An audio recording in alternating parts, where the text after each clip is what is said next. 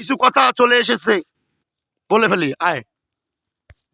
সে কথাটা হচ্ছে কি, যে আমরা বিশ্ববাসী আসলে কি চাই।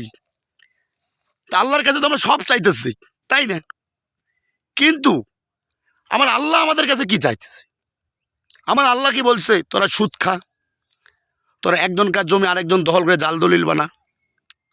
এই সারা পৃথিবীটার মালিক যদি আল্লাহ হয়, তাহলে আজকে এই মানব কুলের, মানব ভাণ্ডারের তোরা কোন মালিক সাইজে বইয়ে আছিস? তুই এই কোম্পানি দিছিস 5,000 একর সম্পত্তির মালিক, তুই 600 বিঘা সম্পত্তির মালিক। আবার কারো আল্লাহর মানুষ, কেউ বলে রাস্তার টুকাই। কেন মানুষের হক নিয়ে ছিনিবিনি খেলা? এই যে বাংলাদেশ বা সারা পৃথিবী, এরা কি এই সারা পৃথিবীর মধ্যে 3% মানুষ আছে, 3%-এর মানুষের মধ্যে 1% মানুষ জ্বলতেছে। কয় পার্সেন্ট লোক? আর 2% লোক কিন্তু ঠিকই খাইতেছে। মানে 1% লোক অবৈধ কাজ করতেছে, আরেক পার্সেন্ট লোক ওই অবৈধকে সহযোগিতা করতেছে। কি করতেছে? সহযোগিতা করতেছে।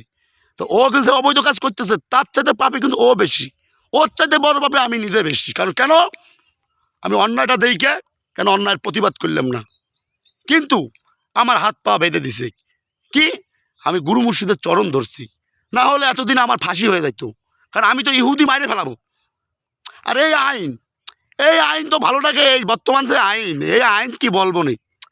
কয়েক মন্ত্রী বাড়ি না বাইজি বাড়ি, চেয়ারম্যান বাড়ি না নোটি বাড়ি, মন্ত্রী বাড়ি না বাইজি বাড়ি। মন্ত্রীরা তো কি বলবো না, যে মন্ত্রী ভারত বাংলা পাকিস্তান আর আমেরিকা নাই, মানে ওখানে বসে তো ক্ষণিকের জন্যে কত রাজা বাদশাহ গুন্ডা দেখলাম আসলো আর গেল, কিন্তু আল্লাহর ওলিরা জিন্দা।